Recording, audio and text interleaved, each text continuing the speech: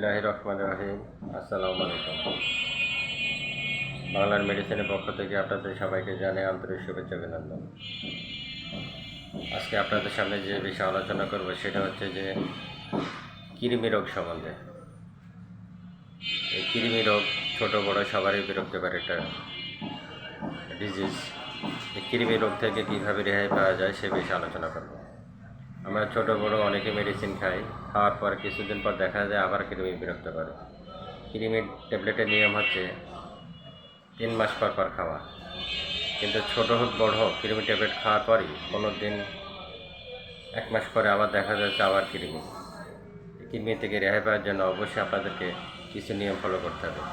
যেমন কাঁচা হলুদ এবং নিম পাতা আপনারা সুন্দর করে বাটবেন। বাটার পরে এই রসটা আপনারা 1 সপ্তাহ খান।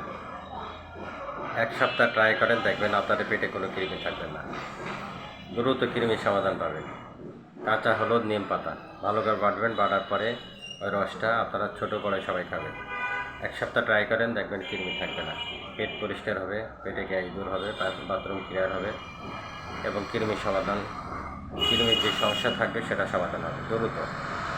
যদি 1 সপ্তাহের মধ্যে কৃমির সমস্যার সমাধান করতে চান, অবশ্যই আপনাদেরকে এই নিয়ম ফলো করতে হবে। অনেক সময় ট্যাবলেট খাই, ট্যাবলেটে কাজ হয় না। প্রাকৃতিক এই নিয়ম ফলো করেন,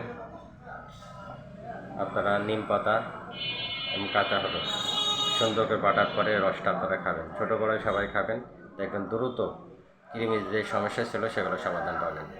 ধন্যবাদ সবাইকে। আসসালামু আলাইকুম।